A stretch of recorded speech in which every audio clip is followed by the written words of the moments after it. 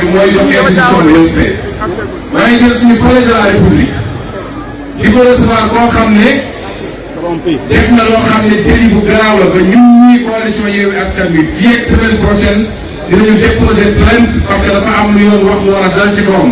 sàcc la dalal. nga recevoir ko biir palais boo xam ne dañ la ko jox pour nga nekkal fa askan wi ak liggéeyal askan wi kooku est-ce que mën nañ ko respecté. boo leen nangu nga ko ci les respecté aux institutions mais est-ce que fu mu loolu mën nañ ko respecté. mukk ci àdduna. kon koo xam ne jeexal na tak ba mi ngi ci passage yooyu naka lay def ba di teeru wala di accueillir koo xam ne amul benn solo ci bopp Sénégalais yi ndax amul valeur bu muy incarné kooku su jàppee ni mën na suul Yewwi Askan Wi ndax na boppam. wallaay dëgg la. ngay wax nag nii nañu vigilant parce que mbir bi jaral na ko lu nekk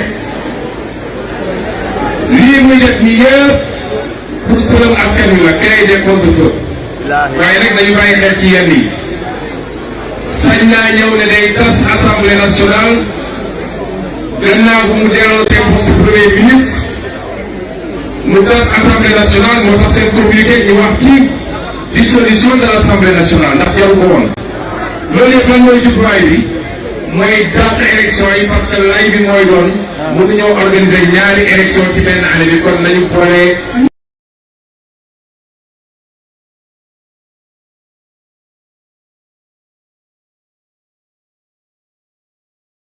gannaaw bu mu delloo seen poste législative ak élection locale yi est-ce que di ngeen ko nangu. li may wax il faut teel sa waa.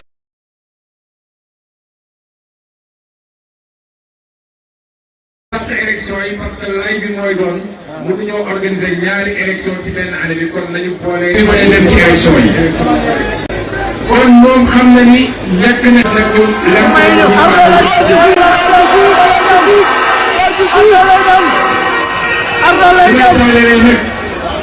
ñaar laa leen bëgg a wax waa ji des ci nguur jaral na ko nekk jaral na ko taal réew mi fan yii dégg ngeen ma ngay yëngale ci Casamance. maa la wax loolu. ku leen bëgg a gëm moo di sécurisation Casamance moo tax mu yëngatu waxul dëgg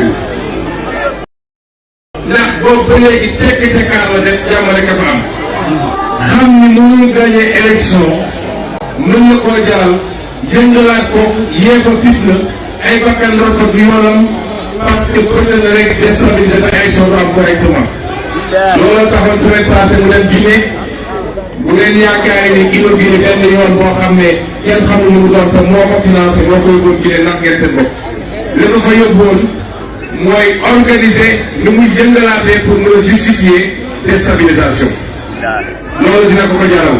dëgg la waay. kon nañu bàyyi xel ni kii du Abdou Diouf kii du Senghor kii du Abdoulaye Wade.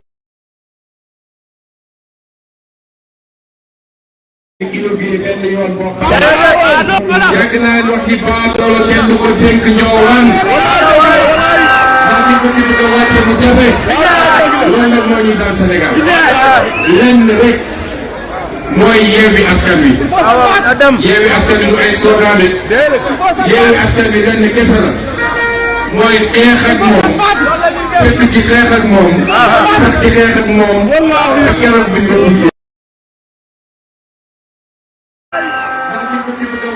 loolu nag moo ñuy daan Sénégal lenn rek mooy pare ngeen pour loolu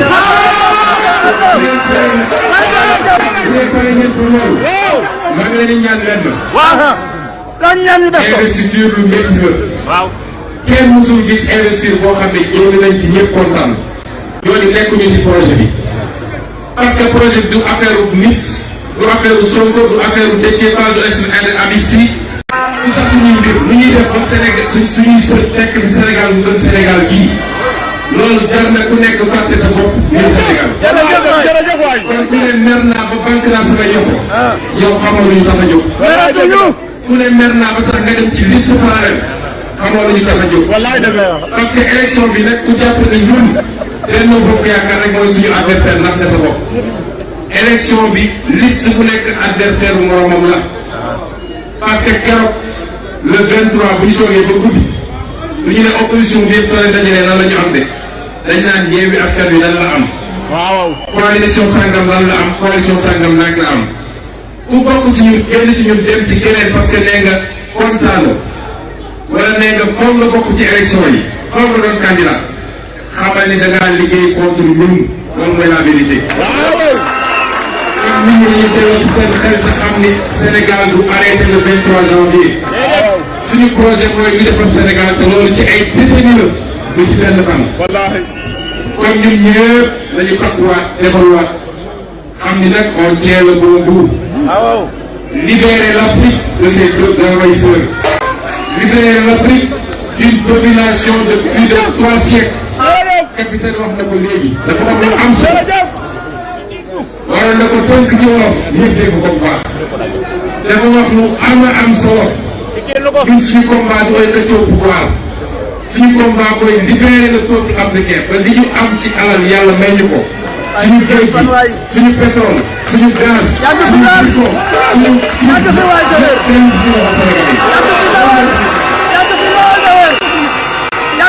loolu mooy le combat de la jeunesse africaine.